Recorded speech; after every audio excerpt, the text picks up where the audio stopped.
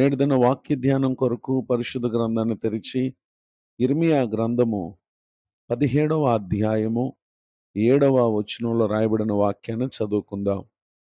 యెహోవాను నమ్ముకున్నవాడు ధన్యుడు, యెహోవా వానికి ఆశ్రయముగా ఉండును. చదవబడిన ఈ వాక్య భాగంలోని దీవెన నా ప్రియులకు మీరందరూ పొందుదురుగాక. మానవ జీవితంలో అనేక పరిస్థితులలో మనము పలు విధమైనటువంటి వాటి మీద నమ్మకముంచు వారమై ఉంటాం. అయితే ఎవరు ధన్యులు అనంటే, యెహోవాను నమ్ముకున్నవాడు తన జీవితంలో ధన్యుడు. కారణం ఏంటంటే, ఎందరైతే ఆయనను ఆశ్రయిస్తారో ఆ నమ్మినటువంటి వారికి ప్రభువారు ఆయన ఆశ్రయంగా ఉంటారు అనేటటువంటి విషయాన్ని వాక్యం సెలవిస్తూ ఉంది.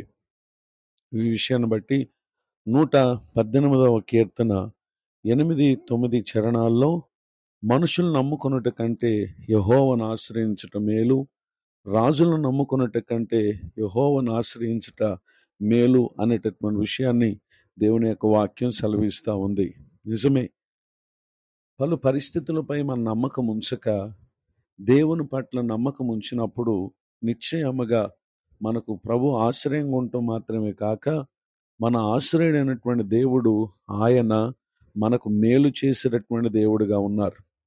2వ దినవృత్తాంతములు 26వ అధ్యాయము 5వ వచనంలో రాయబడినటువంటి వాక్య భాగంలోని ఆఖరి మాట చదివితే, అతడు యెహోవాను ఆశ్రయించినంత కాలం దేవుడు అతన్ని వర్ధిల్ల చేసెను అనేటటువంటి విషయాన్ని మనం చూడగలం.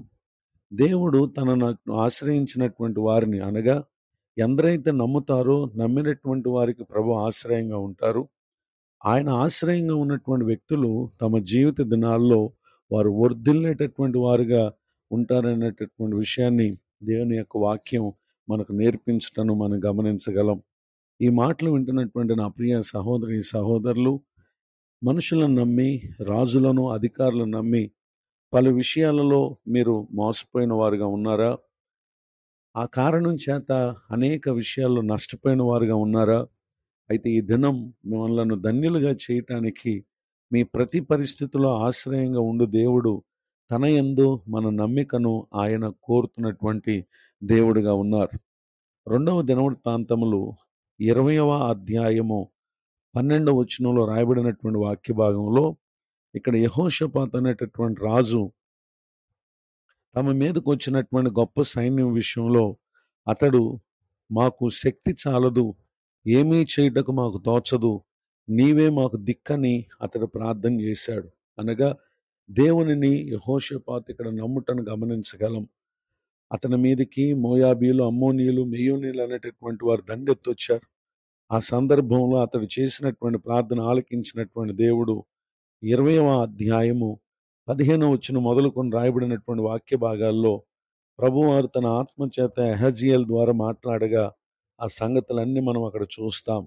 అయితే ప్రభు వారికి సెలవిచ్చిన రీతిగా స్తుతించుటకై నాయకులను ఏర్పరచుకుని తమ తమ వరుసలో వారు నిలవబడి ప్రభువును స్తుతించుచుండగా 22వ వచనంలో ప్రభువారు వారి మీదకు వచ్చినటువంటి శత్రువులను హతం చేసినట్లుగా అక్కడ మనం గమనించగలం. ఈ మాటలు వింటున్నటువంటి నా ప్రియ సహోదరి సహోదరులు, దేవుని నమ్మి నిశ్చయంగా మనం ధన్యులు కాగలం గనుక ఆయన యందు పరిపూర్ణమైన నమ్మకం ఉంచండి. మనుషులు, లోకము, అధికారులు కలుగు చేసే పలు ఆకర్షణలకు లోబడక, దేవుని మీద ఉంచాల్సినటువంటి విశ్వాసాన్ని కోల్పోక ఆయన యందు నమ్మిక ఉంచండి. ఈ దీవెనలకు పాత్రలు కండి. పరిశుద్ధాత్మ దేవుడు మిమ్మల్ని దీవించునుగాక. ఆమేన్. ప్రార్థన. కృపగలిగిన మా తండ్రి, మీ కొందనాలు. మీ మీద ఉంచవలసినటువంటి నమ్మికను మేము అశ్రద్ధ చేసి మా హృదయాన్ని మనుషుల మీద మేము పెట్టుకుంటే ధన్యతను మేము పోగొట్టుకుని అనేక విషయాలు నష్టపోతామని మీరు మాకు తెలియజేస్తున్నారు. నేడు విన్న ఈ వాక్య భాగం ద్వారా మిమ్మల్ని నమ్మినటువంటి వారికి మీరు ఆశ్రయంగా ఉంటారని, మేలు చేస్తారని, వర్ధన చేస్తారని, జయమిస్తారని మీరు మాతో మాట్లాడినందుకు స్తోత్రాలు. ఈ దీవెనలకు మా ప్రియులను మీరు పాత్రలుగా చేయుదురుగాక. కృంగిన వారిని లేవనెత్తండి, దుఃఖితులను ఆదరించండి, దైవజనులను వారి కుటుంబాన్ని పరిచయం దీవించండి. మరి యొక్క నూతన సంవత్సర దయాకిరీటాన్ని పొందిన ప్రియులను ఆశీర్వదించండి.